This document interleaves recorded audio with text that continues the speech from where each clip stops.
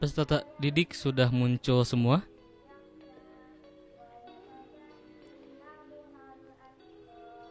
Sudah, Pak. Sudah, Oke. Pak. Sebelum kita memulai pelajaran hari ini, Bapak tadi sudah berikan link presensi berupa Google Form ya di grup WhatsApp. Kalian bisa mengisi untuk link untuk presensi kehadiran pada hari ini ya. Bisa Bapak beri waktu sekitar 2 menit untuk kalian bisa mengisi presensi.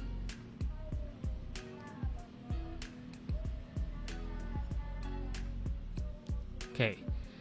Sebelum kita mengawali pelajaran hari ini, alangkah baiknya kita berdoa terlebih dahulu agar pelajaran hari ini kalian bisa pahami, bisa bermanfaat nantinya. Untuk ketua kelas, Zaki bisa memimpin berdoa. Baik Pak. Sebelumnya marilah teman-teman kita berdoa terlebih dahulu supaya kegiatan belajar mengajar kita pada hari ini dapat berjalan dengan baik. Baik, berdoa dimulai. Selesai. Oke, terima kasih ya untuk Saudara Zaki. Seperti yang Bapak sampaikan pada minggu lalu, hari ini kita akan membahas tentang konsep wilayah. Nah, sebentar Bapak, share screen dulu ya.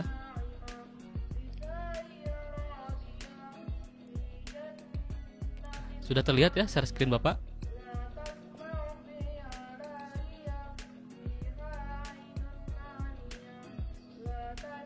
Sudah. Oke. Yang kita akan pelajari pada hari ini adalah konsep wilayah dalam perencanaan tata ruang. Oke. Sebelum kita pelajari konsep wilayah, alangkah baiknya kita mengetahui kompetensi dasar yang kita akan pelajari pada hari ini, yaitu adalah membuat peta pengelompokan penggunaan lahan di wilayah kabupaten, kota, provinsi berdasarkan data wilayah setempat. Nah, di sini terdapat indikator pencapaian ketika kalian akan belajar pada hari ini ya. Yang pertama adalah memahami konsep wilayah, kedua pembangunan dan tata ruang, kedua memahami perencanaan tata ruang nasional, provinsi dan kabupaten atau kota, dan yang ketiga adalah membuat peta pengelompokan penggunaan lahan di wilayah kabupaten, kota, provinsi berdasarkan data wilayah setempat. Nah, lantas apa itu wilayah? Di sini terdapat dua pengertian, yaitu dari Taylor mengemukakan bahwa wilayah adalah suatu daerah tertentu di permukaan bumi yang dapat dibedakan dengan daerah tetangganya. Kita highlight daerah tetangganya atas dasar kenampakan karakteristik yang menyatu.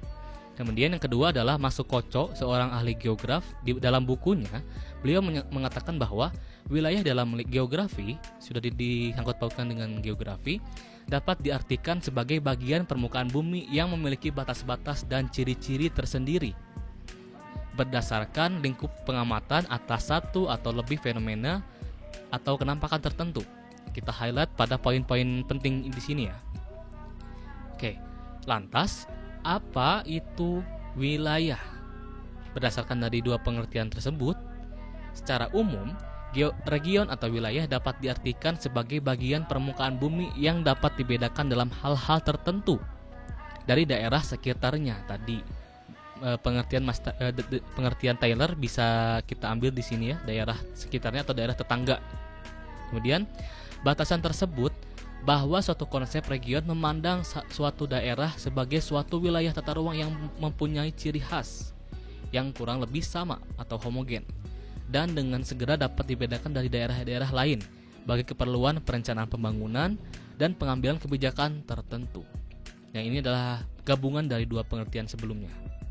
Kita highlight yang pentingnya. Kemudian adalah klasifikasi wilayah. Ada 4. Yang pertama adalah generic region. Apa itu? Yaitu penggolongan wilayah menurut jenisnya yang menekankan pada jenis wilayah, iklim, topografi, vegetasi, dan fisiografi. Misalnya wilayah vegetasi. Dalam hal ini lebih ditekankan kepada jenis perwilayahannya saja. Nah, kita Bapak berikan contoh yaitu peta wilayah hutan hujan tropis. Di sini terlihat di peta ini ada wilayah yang diberi warna hijau, yaitu wilayah dengan jenis hutan hujan tropis. Ada Afrika, ada Amerika bagian utara, ada Afrika Barat, kemudian ada Indonesia. Nah, ini adalah jenis wilayah dengan generic region. Kemudian yang kedua adalah specific region. Merupakan wilayah tunggal yang mempunyai ciri-ciri geografis tertentu, khusus terutama yang ditentukan oleh, nah ini adalah kuncinya, lokasi absolut dan lokasi relatifnya. Terdapat di sini Bapak beri contoh, yaitu peta wilayah pembagian waktu. Nah, ini Indonesia bagian bagian barat, kemudian Indonesia bagian tengah, kemudian ini waktu Indonesia bagian timur. Ini adalah wilayah dengan klasifikasi specific region.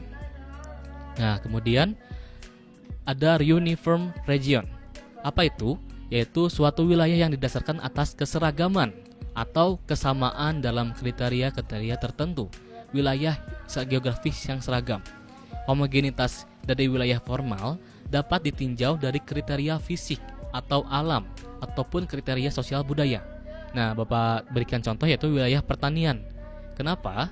Karena wilayah pertanian khususnya di pedesaan itu seragam dari wilayah penggunaan lahannya digunakan untuk pertanian gitu. Bisa saja nanti ada desa yang wilayahnya seragam dalam perkebunan ataupun seragam dalam penggunaan lahan yang lainnya, seperti itu ya. Yang penting adalah kriteria fisik, alam ataupun kriteria sosial budaya. Seperti itu.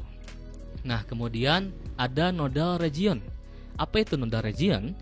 Suatu wilayah yang diatur beberapa pusat-pusat kegiatan yang saling dihubungkan oleh jalur transportasi. Kita highlight bagian jalur transportasi dan pusat-pusat kegiatan antara satu dengan yang lainnya. Nah, wilayah geografik yang memperhatikan suatu hubungan fungsional antar wilayah formal yang interdependensi dan batas wilayah tersebut oleh sebuah titik pusat. Nah, bisa dipermudah dengan contoh wilayah Yogyakarta. Bisa jika peserta didik sudah pernah ataupun sering bermain ke Yogyakarta, khususnya ke wilayah Malioboro ini, kalian pasti tahu bahwa wilayah Malioboro itu dihubungkan oleh jalur-jalur transportasi yang saling berkesinambungan antar satu dengan yang lainnya, antar pusat kegiatan, antar pusat perbelanjaan, dan yang lainnya. Terstruktur. Nah, ini adalah contoh nodal region. Jika kalian kota lain misalnya Kota Tua Semarang itu sama, contohnya seperti itu. Kemudian jika kalian berkunjung ke Jawa Barat, ke Bandung, kalian bisa bermain di Braga ataupun di Gazebo, itu sama. Pusat perbelanjaan, kegiatan tuh dihubungkan oleh jalur transportasi. Nah, apa itu tata ruang? Tata ruang merupakan bentuk dari susunan pusat-pusat permukiman dan sistem jaringan sarana prasarana pendukung kegiatan sosial ekonomi masyarakat. Kita highlight pada bagian kegiatan sosial ekonomi masyarakat atau disebut struktur ruang ya, yang peruntukannya terbagi-bagi ke dalam fungsi lindung dan budidaya atau pola ruang. Nah, kita fungsi lindung ini adalah fungsi dari tata ruang. Proses perencanaannya dari tata ruang, pemanfaatannya dan pengendaliannya. Selain itu, ada istilah rencana tata ruang. Ini adalah nanti kita akan pelajari pada slide berikutnya. Nah, ketika kita belajar tata ruang, kita harus tahu asas dan tujuan penataan ruang. Berdasarkan pasal 2 Undang-Undang Nomor 26 Tahun 2007, ini adalah pasal yang penting ya untuk penataan ruang.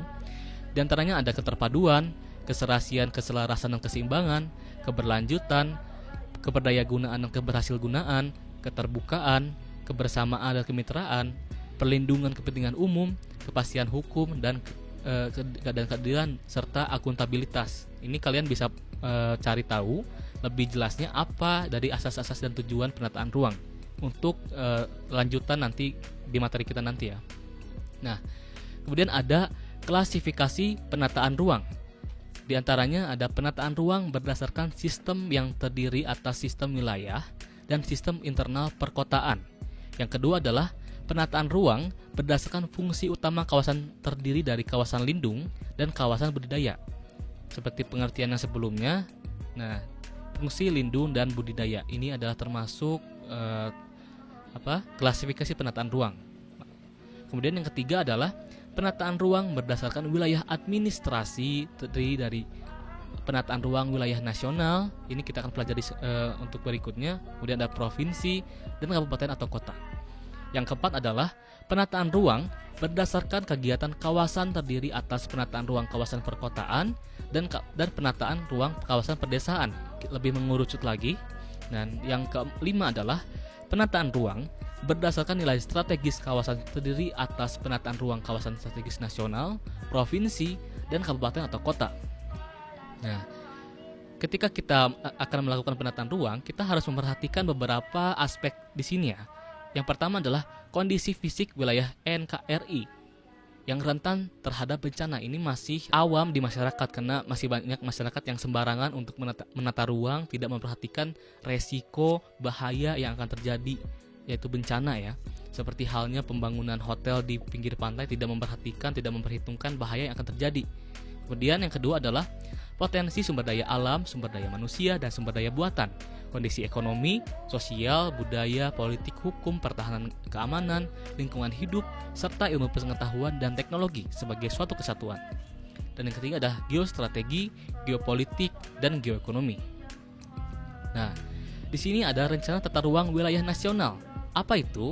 Yaitu arahan kebijakan dan strategi pemanfaatan ruang wilayah negara. Penyusunan rencana tata ruang wilayah nasional ditetapkan melalui Peraturan Pemerintah Nomor 26 Tahun 2007 tentang pedoman penyusunan RT/RWN. Nah, ini masih berkesinambungan dengan yang sebelumnya pas undang-undang ini, karena memang ini menjadi acuan ya. Nah, jangka waktu perencana tata ruang wilayah nasional ini adalah 20 tahun. Kenapa bisa lama? Karena selain agak rumit, ini adalah wilayahnya sangat luas, seluruh wilayah Indonesia, jadi memerlukan waktu yang sangat lama, yaitu 20 tahun. Nah, tujuan dari RTWN ini yang pertama adalah ruang wilayah nasional yang aman, nyaman, produktif, dan berkelanjutan. Kemudian yang kedua adalah keharmonisan antara lingkungan alam dan lingkungan buatan. Ketiga, keterpaduan perencanaan tata ruang wilayah nasional, provinsi, dan kabupaten atau kota. Yang keempat adalah keterpaduan pemanfaatan ruang darat, ruang laut, ruang udara, termasuk ruang di dalam bumi dalam kerangka Negara Kesatuan Republik Indonesia. Cakupannya luas, bisa dilihat dari contoh ini. Peta kawasan pemanfaatan ruang laut. Ini kenapa bisa 20 tahun? Karena melingkupi banyak wilayah ya, termasuk zona lautnya, wilayah daratnya, seperti itu. Dan pembagian yang bisa dilihat ya, seperti itu. Kemudian ada juga rencana tata ruang wilayah provinsi. Apa itu? Rencana tata ruang yang bersifat umum dari wilayah provinsi yang merupakan penjabaran dari RT/RWN yang berisi tujuan, kebijakan, strategi penataan ruang wilayah provinsi, rencana struktur ruang wilayah provinsi, rencana pola ruang wilayah provinsi, penetapan kawasan strategis provinsi, arahan pemanfaatan ruang wilayah provinsi, dan arahan pengendalian pemanfaatan ruang wilayah provinsi. Cakupannya adalah provinsi, sudah jelas ya. Dan ini adalah penjabaran dari wilayah nasional yang tadi. Kemudian bertujuan untuk mewujudkan visi dan misi pembangunan jangka panjang provinsi pada aspek keuangan. Ini yang mendukung terwujudnya tujuan penataan ruang nasional. Jadi masih bersangkutan dengan yang sebelumnya. Ini adalah contohnya, yaitu rencana tata ruang wilayah Provinsi Banten. Di sini bisa dilihat pada tahun 2016 proyeksi strategis nasionalnya ya. Ada beberapa aspek yang dikaji yang dimasukkan untuk tata ruang Provinsi Banten. Kemudian yang ketiga adalah rencana tata ruang wilayah kabupaten. Apa itu? Yaitu rencana tata ruang yang bersifat umum dari wilayah provinsi yang merupakan penjabaran dari RT/RWN yang berisi tujuan, kebijakan, strategi penataan ruang wilayah kabupaten, rencana struktur ruang wilayah kabupaten, rencana pola ruang wilayah kabupaten, penetapan kawasan strategis kabupaten, arahan pemanfaatan ruang wilayah kabupaten, dan arahan pengendalian pemanfaatan ruang wilayah kabupaten. Nah, ini bertujuan untuk mewujudkan visi dan misi pembangunan jangka panjang, lagi-lagi jangka panjang kabupaten pada aspek keuangan. Seperti yang tadi, pada dasarnya mendukung terwujudnya tujuan penataan ruang nasional. Jadi saling berkesinambungan ya antara satu dengan yang lainnya. Kemudian rencana tata ruang wilayah kota. Ini hampir sama dengan kabupaten, hanya saja cakupan wilayahnya yang berbeda, yaitu wilayah kota. Namun tujuannya sama, yaitu berlandaskan wawasan Nusantara dan ketahanan nasional. Tujuannya untuk penataan ruang nasional yang aman, nyaman, produktif, dan berkelanjutan yang tadi ya. Kemudian ini adalah contoh rencana tata ruang wilayah kota. Bisa dilihat di sini adalah peta pola ruang kota Banda Aceh tahun 2029 ya. Oke. Bisa dilihat ini banyak aspek, banyak wilayah yang dikaji, yang dimasukkan dalam tata ruang di sini ya. Ini sudah jelas melalui proses penelitian, pengkajian oleh para ahli dan pakarnya. Nah, kemudian ini adalah pemanfaatan dan pengendalian ruang. Pemanfaatan ruang dilakukan melalui pelaksanaan program pemanfaatan ruang beserta pembiayaannya. Kemudian dapat dilaksanakan secara vertikal maupun pemanfaatan ruang di dalam bumi. Seperti itu. Kemudian pemanfaatan ruang mengacu pada fungsi ruang ditetapkan dalam rencana tata ruang dilaksanakan dengan mengembangkan penatagunaan tanah, air, udara, dan sumber daya alam lain. Nah, pemanfaatan ruang diselenggarakan secara bertahap dan berjangka waktu. Biasanya lumayan lama seperti yang tadi. Untuk wilayah nasional tuh ada sekitar 20 tahun ya. Kemudian pemanfaatan ruang bertujuan untuk membangun sarana prasarana bagi kepentingan umum. Nah, di sini ada pengendalian ruang. Apa itu? Yaitu upaya mengarahkan pemanfaatan ruang agar tetap sesuai dengan rencana tata ruang yang telah ditetapkan. Nah, pengendalian pemanfaatan ruang dilakukan melalui penetapan peraturan zonasi, perizinan, pemberian insentif, dan insentif serta pengenaan sanksi.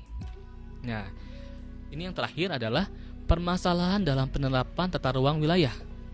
Ada sekitar 11, yaitu kebijakan integritas kepala daerah, pembiayaan tenaga ahli atau kepakaran, tingkat ketelitian dan keterbukaan database atau basis data, konflik kepentingan, ekonomi, sosial budaya, kelestarian lingkungan hidup, politik, pertumbuhan penduduk, keamanan, dan optimalisasi peran institusi. Nah, ini adalah yang paling penting ya, karena ketika kalian ingin mempelajari tata ruang, kalian harus tahu apa itu masalahnya, apa yang terjadi, apa yang menjadi momok utama pembangunan tata ruang di Indonesia khususnya. Oke. Kita berada pada bagian yang terakhir, yaitu mari evaluasi dengan bermain. Apa itu? Bapak tadi sudah mengirimkan beberapa soal, ada 5 soal di grup WhatsApp. Kalian bisa nanti berdiskusi secara berkelompok. Nanti kita akan bermain roulette online. Kita akan random per kelompok untuk menjawab pertanyaan sebagai evaluasi. Nah, oleh karena itu Bapak bagi kelompoknya, yaitu Saudari Arini dengan Saudara Zaki. Kemudian Saudara Rudianto dengan Saudari Azida. Bisa berkelompok dan bisa berdiskusi dalam waktu 5 menit. Bisa dimulai dari sekarang ya. Baik, karena waktu sudah 5 menit lebih dan kelompok sepertinya sudah berdiskusi dengan baik, kita mulai dengan roulette pertama. Putaran pertama yaitu untuk kelompok 1 ya. Untuk Saudari Arini dengan Saudara Zaki. Kita bersiap untuk menjawab ya. Ini adalah roulette yang pertama.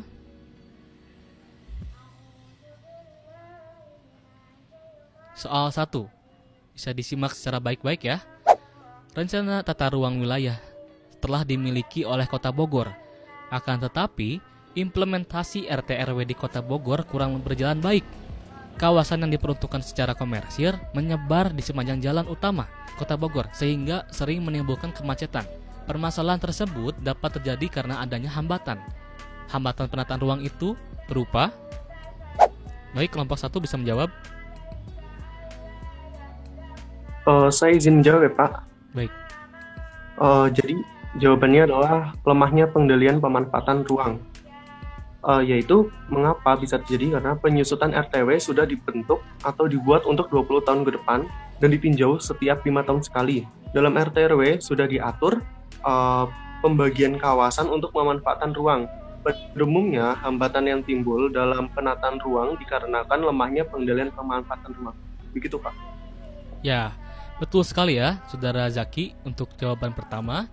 Kita lanjut kepada putaran kedua untuk kelompok 2 yaitu Azida dengan Rudianto. Siap untuk soalnya? Soal nomor 1 sudah ya? Kita putar lagi. Soal nomor 2 bisa disimak dengan baik. Suatu lahan dapat dibagi menjadi lahan yang dapat ditanami dan lahan yang tidak dapat ditanami. Lahan yang dapat ditanami dibagi menjadi lahan yang ditanami biji-bijian dan lahan yang tidak dapat ditanami biji-bijian. Lahan yang ditanami biji-bijian dapat dibagi lagi menjadi lahan yang ditanami biji-bijian padi dan lahan yang tidak dapat ditanami biji-bijian bukan padi. Nah, pertanyaannya adalah perwilayahan tersebut merupakan contoh perwilayahan. Baik, kelompok kedua bisa menjawab.